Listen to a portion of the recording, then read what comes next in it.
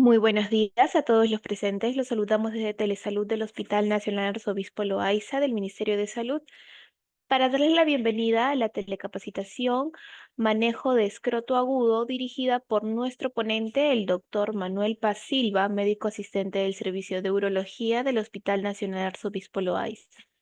Antes de iniciar, recordarle a todos los participantes que pueden realizar sus preguntas a través del chat de la plataforma de Zoom para ser respondidas al final de la ponencia. Bienvenido, estimado doctor Paz. Le doy el pase para el desarrollo del tema. Adelante, por favor. Bien, muy buenos días con todos los presentes. Eh, Me gustaría saber de dónde están conectados. Son médicos de Lima, de provincia. Eh, Veo más o menos unos 7 participantes, ¿no? 8 participantes. Entiendo que están conectándose desde las diversas zonas de Lima o de repente de provincia también.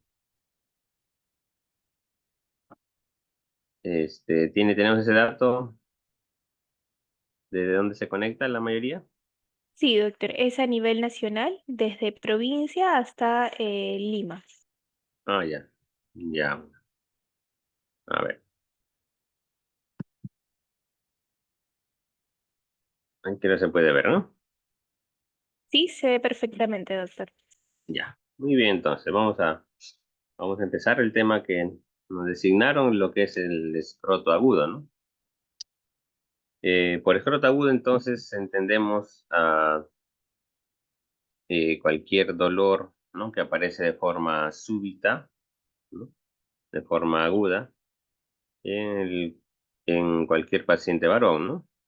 Ya sea desde la edad más temprana, ¿no? Hasta la edad, pues, más adulta, en términos generales. Vamos a recordar un poquito el tema del origen embrionario, ¿no? Del órgano que estamos tratando justamente, que viene a ser el testículo, ¿no?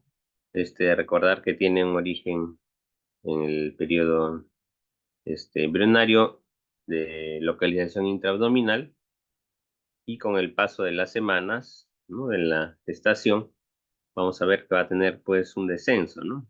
Un descenso de la parte abdominal hacia el canal inguinal y se va a adentrar dentro de lo que es el canal inguinal y va a terminar pues su descenso hasta colocarse en la posición que todos sabemos, ¿no? Que es en el escroto y digamos, en las últimas semanas de gestación, cuando es a término, ya digamos que en teoría debería estar el testículo en su posición, ¿no? Eso es lo normal. Vemos que hay diversos factores que van a determinar esto, siendo importante, por ejemplo, el factor de similar a la insulina tipo 3 y lo que son pues los andrógenos también, ¿no? Están implicados en este descenso.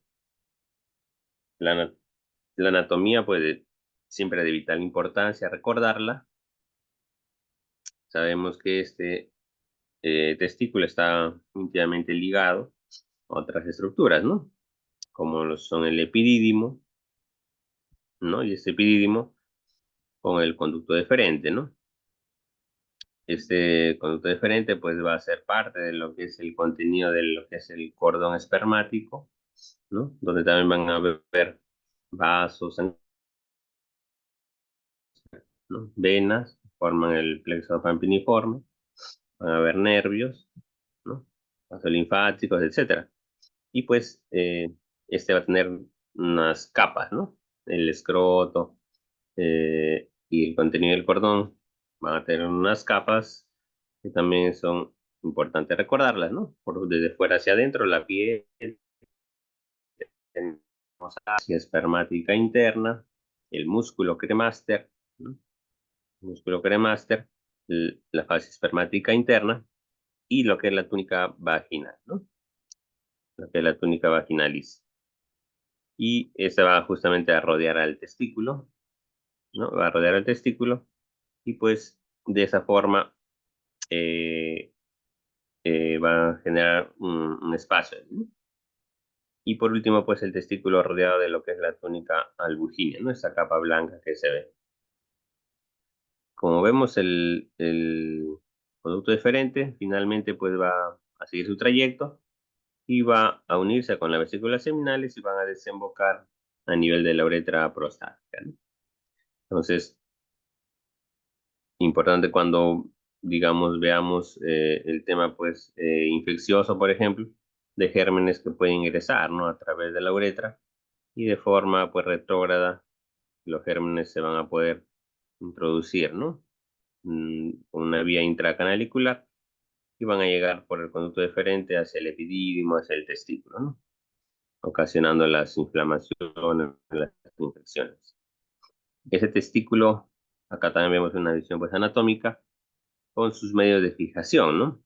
El testículo en su descenso, como vieron en la parte embrionaria, ese descenso lo va a determinar lo que es el gubernaculum testis y que cuando ya llega pues en su desarrollo a término, ese gubernaculum se va, ¿no? Que son como fibras musculares, van a terminar fibrosándose y van a hacer que ese testículo se fije a la parte del fondo, digamos, del escroto, ¿no? Como ven acá en la imagen. Y pues también tenemos otra modificación que es el mesorquio, ¿no? Que digamos, donde la túnica vaginal va a tener ahí, va a dar la vuelta, ¿no? Va a tener su fijación también. Y el mismo cordón espermático, ¿no? Que va a fijar el testículo para arriba. Entonces, lo habitual que se ve.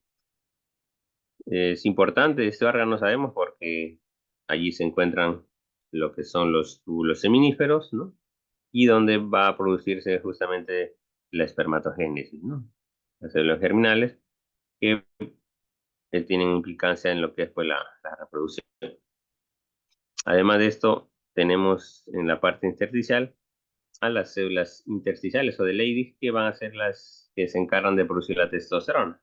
Entonces, va a producirse aquí en los testículos más del 90% de la testosterona en el varón, ¿no? Y por ende, pues es un órgano importante, ¿no? En el tema justamente hormonal y pues también en el tema reproductivo, ¿no? Entonces, para recordar solamente la parte del eje hipotálamo gonadal, cómo estos se van a interrelacionar, ¿no? Como la LH y la FSH van a estar justamente estimulando las células para la producción de estas hormonas, ¿no? Entonces, ¿qué es lo que produce el escroto agudo, no? Hay varias causas testiculares y causas extratesticulares. Entonces, vamos a ver a la cabeza, ¿no? Dentro de las causas testiculares, que tenemos a lo que es la torsión testicular, ¿no? La causa más, digamos, más temida y la causa que primero se nos debe venir a la cabeza cuando enfrentamos o cuando evaluamos un paciente que refiere un dolor en el testículo, en el escroto, ¿no? Tenemos otras causas como torsión del apéndice testicular, la epidimitis u orquitis, un traumatismo a nivel del escroto, ¿no? Infartos testiculares, trombosis de venas, etcétera. Como causas extratesticulares tenemos a hernias, ¿no? Tenemos a vasculitis, tenemos un edema escrotal idiopático, la gangrena de Fournier, que es una fasciitis necrotizante de lo que corresponde al testículo, perdón, a la parte escrotal, perineal, ¿no? Por diversos gérmenes. Y causas más raras, ¿no? Como una apendicitis o como un cólico nefrítico también puede producir un dolor referido a este nivel, ¿no? Entonces, las causas realmente que un paciente puede referir como un dolor agudo que se presenta a la consulta o más frecuentemente a la urgencia, a la emergencia, pues tiene diversas etiologías, ¿no? Que nosotros debemos estar atentos y teniendo la sospecha clínica sobre todo, ¿no? De qué causa puede ser. Entonces, como decíamos, lo más lo más peligroso, lo que podría conllevar a una pérdida del testículo en corto tiempo, en corto plazo, sería la torsión testicular, ¿no? Que es lo primero que debemos siempre descartar, ¿no? Entonces se dice que un escroto agudo es quirúrgico hasta que no se demuestre lo contrario, ¿no? Entonces, la torsión testicular, como su nombre lo dice, es pues un giro, ¿no? Un giro de todo el testículo, del complejo epidimo testicular, sobre el eje del cordón espermático, ¿no?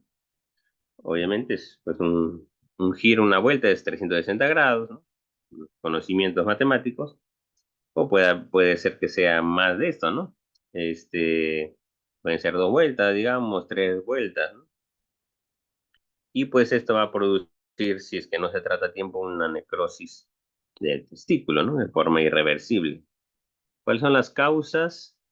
Entonces hay una anormalidad anatómica en los medios de fijación, justamente, como habíamos mencionado, ¿no? El testículo en su descenso, tenemos a los medios de fijación, el mesorquio, el gubernáculo testis, y que en este caso, por ejemplo, de la imagen, ¿no? Hay una ausencia del mesorquio, hay una ausencia de la fijación del gubernáculo testis, no hay algo que lo fije al testículo hacia la zona, digamos, eh, distal, ¿no? Del escroto.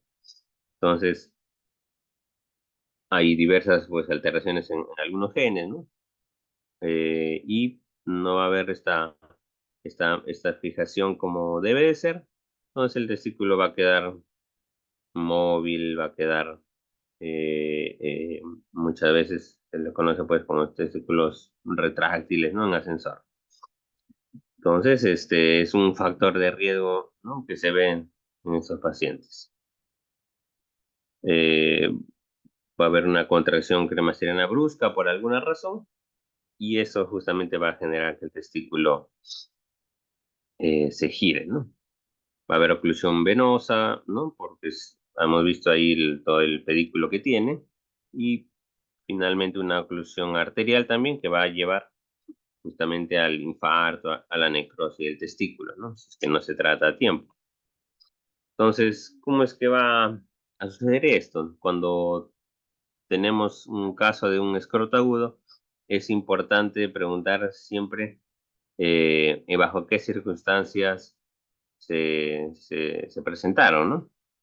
En el caso de la torsión, ¿no? Se dice que se presenta pues en diversos escenarios, puede ser de forma espontánea, ¿no? Sin que el paciente estuviera haciendo algo especial, o a veces ocurre durante el sueño, por masturbación, por relaciones sexuales, por un baño, lo que, lo que pueda conllevar a esto, ¿no? Y entonces, pero digamos que en la mitad de los casos no se encuentra algún pretexto, ¿no? A veces también puede ser ocasionado por un pequeño golpe, ¿no? No sé, de repente el paciente está jugando fútbol y le cae un pelotazo, ¿no?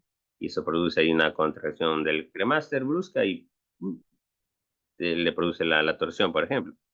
Entonces, la forma en la que se produce puede ser variable, pero se dice que el dolor es de aparición brusca, ¿no? Esa es una característica que hay que tomar en cuenta para sospechar la torsión testicular, ¿no?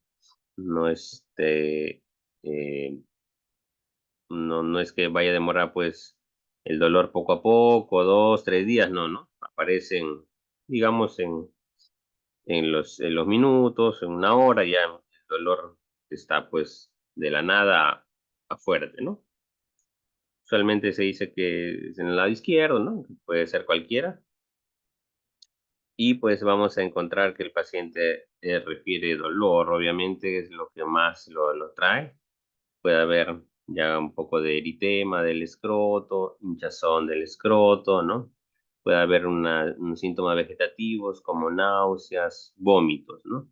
Un dolor que usualmente es de la parte del testículo del escroto, se refleja, se irradia hacia la zona inguinal, a veces hacia el hipogástrico, ¿no? Entonces, se sabe también que la mayoría de las torsiones son intravaginales por dentro de la túnica vaginal, ¿no?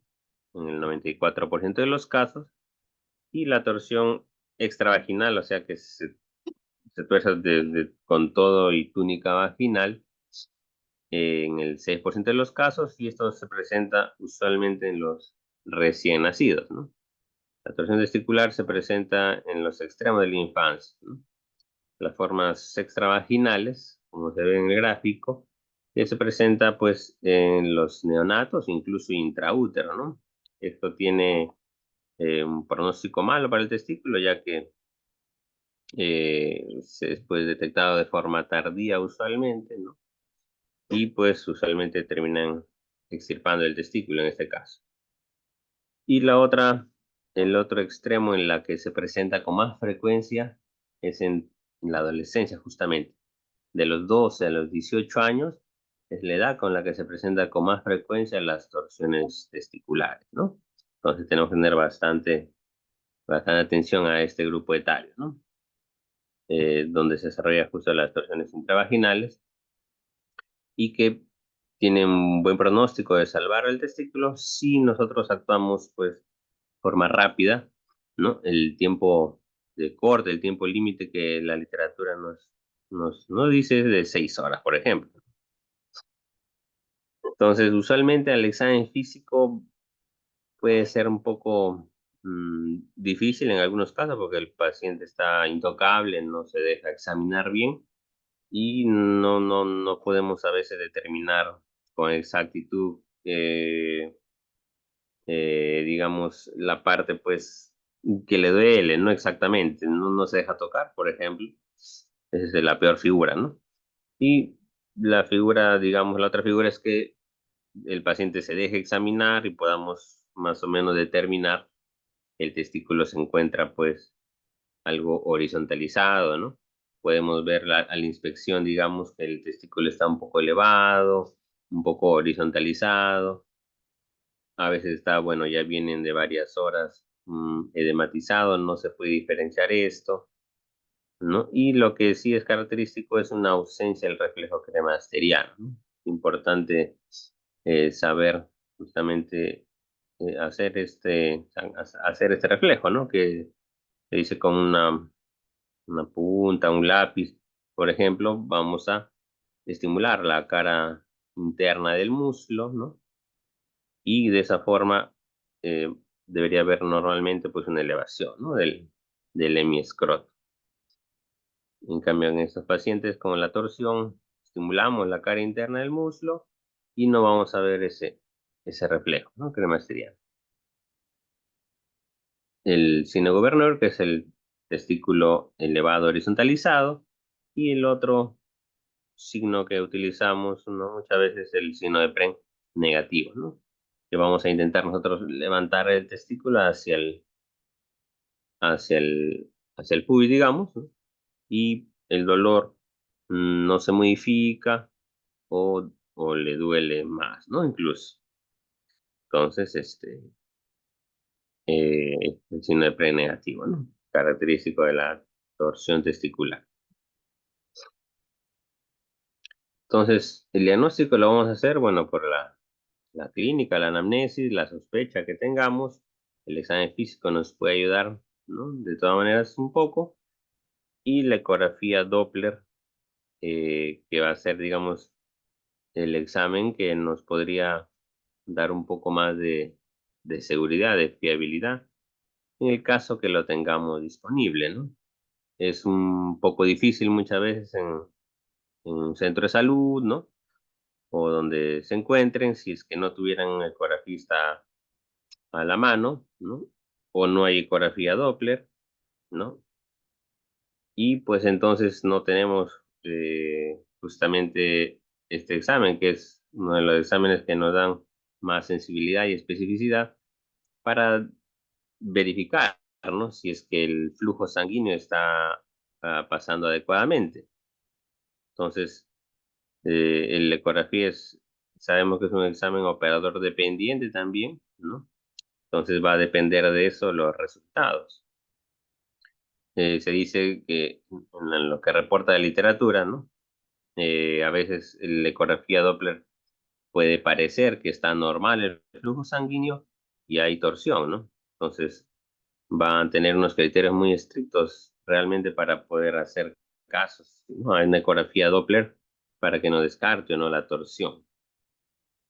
En general, si lo tenemos disponible, bueno, nos puede pues orientar, ¿no? Y si no lo tenemos disponible, la ecografía Doppler, entonces no contamos con esta y tenemos que actuar de forma que podemos asumir de que es una torsión testicular, ¿no?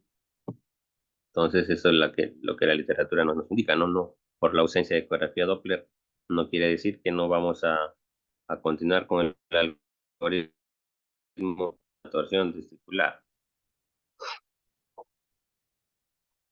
El diagnóstico diferencial, entonces, ante una torsión, ¿no? O sea, el diagnóstico diferencial ante el escroto agudo en general, pensamos en la torsión, pensamos en una infección, ¿no? Si el paciente presenta, por ejemplo, síntomas urinarios o fiebre, podemos pensar en esto. Puede ser una torsión del apéndice testicular, ¿no?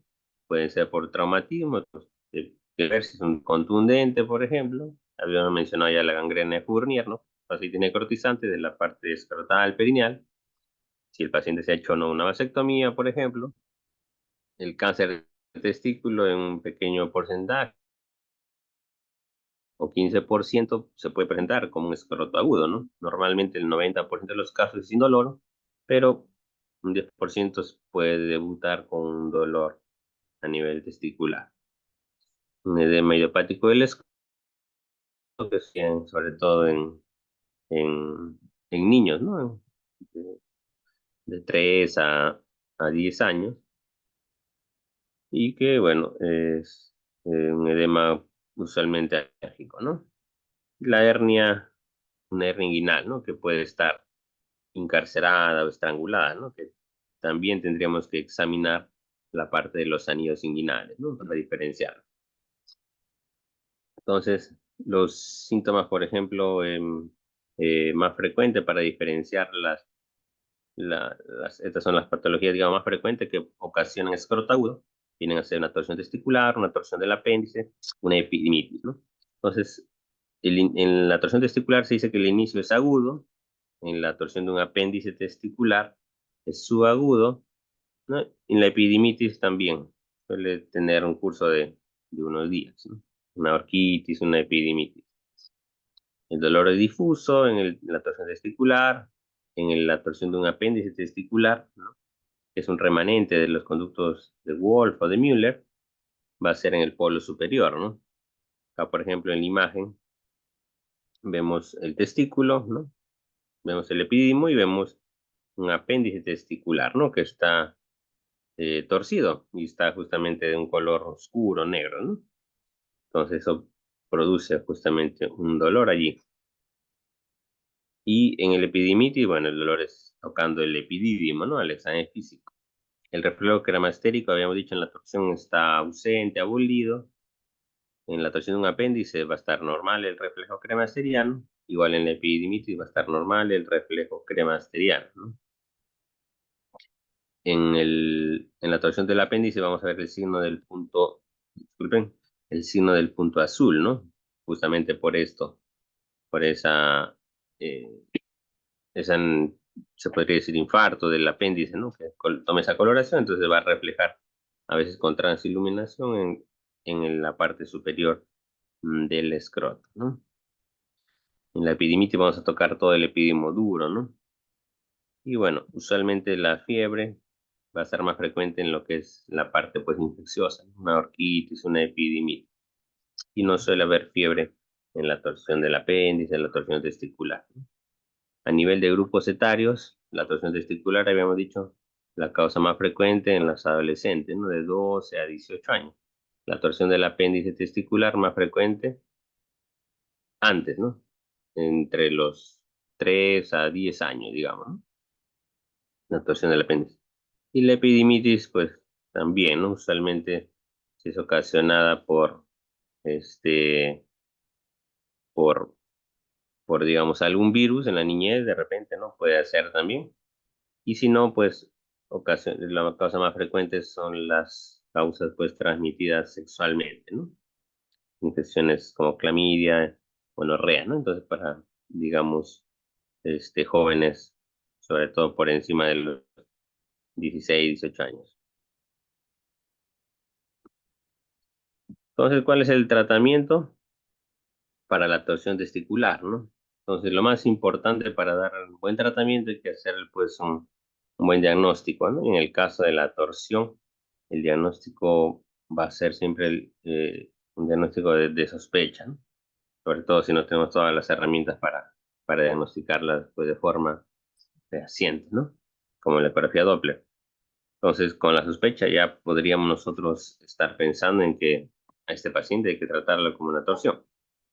La corrección manual poco la recomiendan, sin embargo sabemos, ¿no? Que la torsión, como vemos en la imagen, se produce pues en el sentido desde afuera lateral hacia medial, ¿no?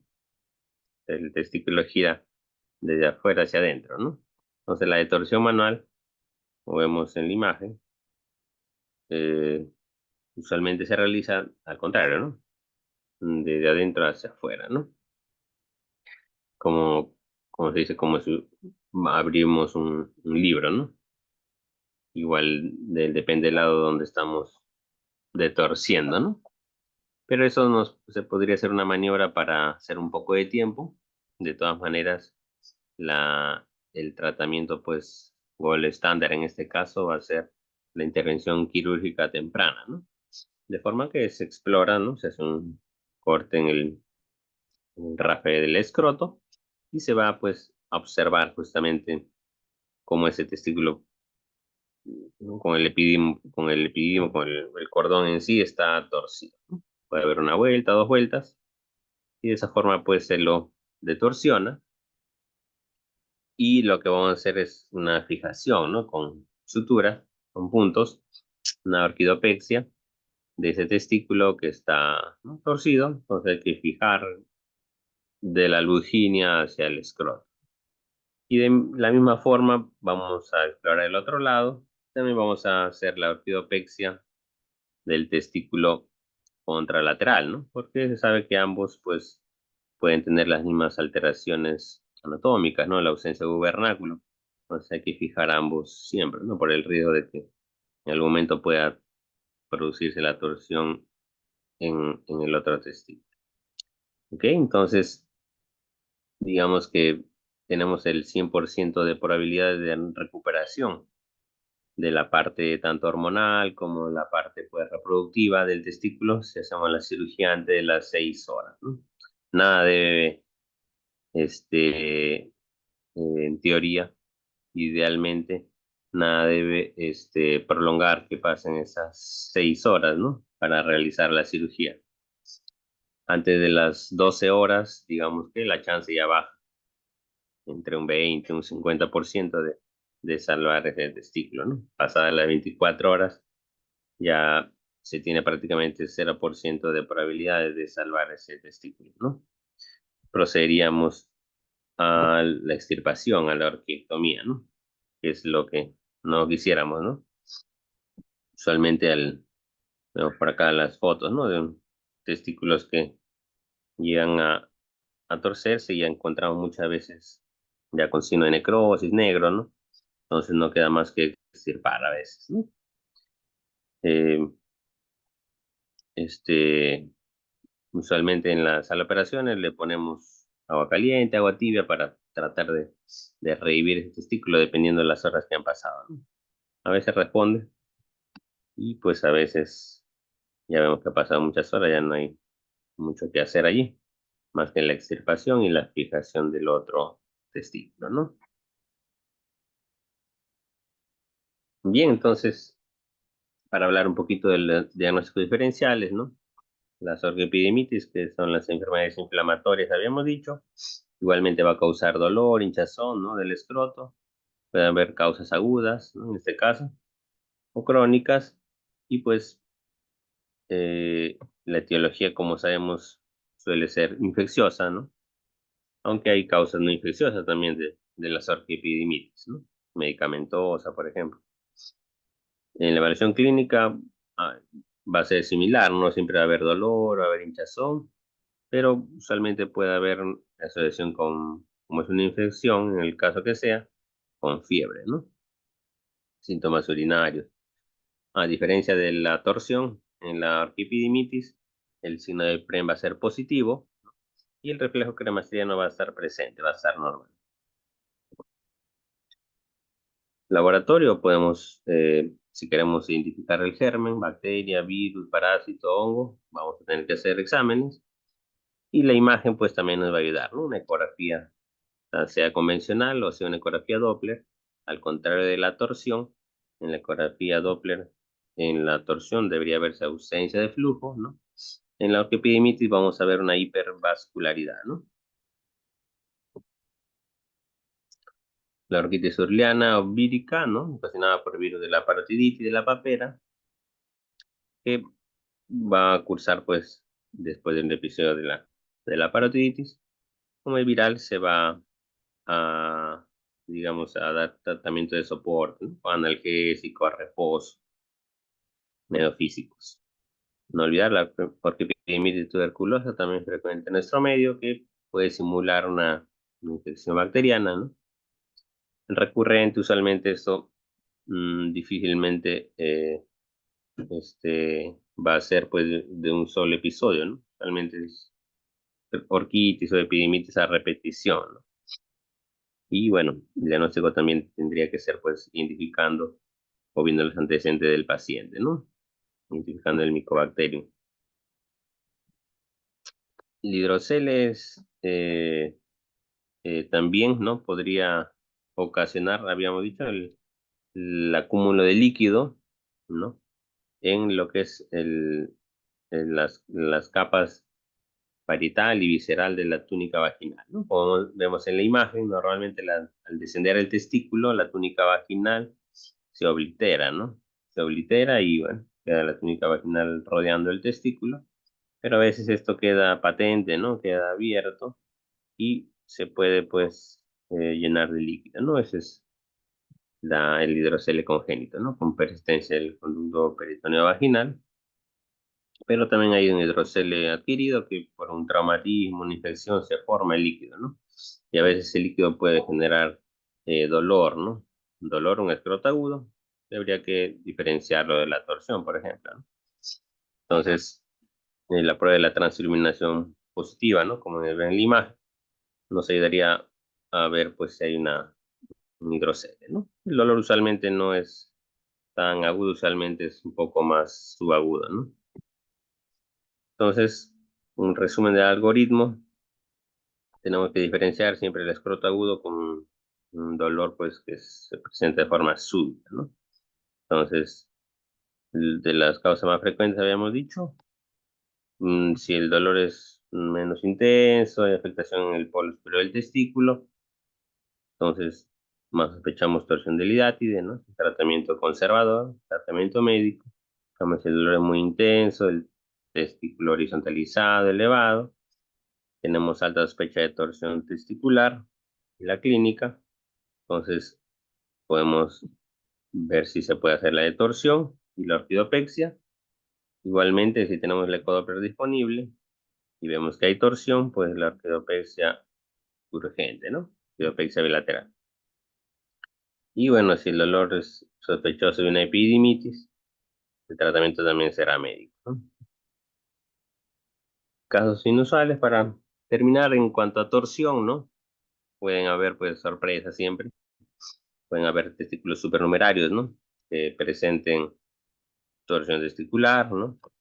Pueden haber apendicitis aguda, ¿no? Que cursen también con escroto agudo y produzca justamente una clínica pues ya más amplia, ¿no? El paciente siempre hay que examinarlo de forma integral, ¿no? Puede haber dolor testicular, pero también puede haber dolor en el abdomen, ¿no? Eh, Causas pues hasta por parásitos, ¿no? Se ha visto parásitos filarias a nivel adyacentes al testículo y pues no es una torsión, sino es una causa pues infecciosa. Y si bien es cierto que la torsión es más frecuente en los adolescentes, ¿no? Como habíamos visto, pero eh, también hay casos más anecdóticos, pues a la tercera edad, ¿no? Pacientes con 60 años que presentan una torsión testicular, como en este caso reportada, ¿no? Un paciente de 62 años. Muy bien, si hubiera alguna pregunta, alguna duda, estamos para responder, ¿no? Eso sería todo, muchas gracias. Muchísimas gracias y felicitaciones, doctor Paz. Al ver que no hay dudas Gracias. respecto al tema y todo ha quedado claro, vamos a proceder a agradecer a cada uno de los participantes que se han conectado el día de hoy e invitarlos a suscribirse a nuestro canal de YouTube. Nos pueden encontrar como Hospital Nacional Arzobispo Loaiza. Ahí podrán ver nuevamente las telecapacitaciones y tele-IEC. De igual manera, escribirnos en los comentarios otros temas de interés que les gustaría que se tocaran próximamente. Y con nosotros sería hasta una próxima telecapacitación. Ha sido un honor tenerlo el día de hoy con nosotros, doctor Paz. Esperamos contar nuevamente con usted en una próxima oportunidad. Muchísimas gracias. Buenos días entonces, muchísimas gracias con todos.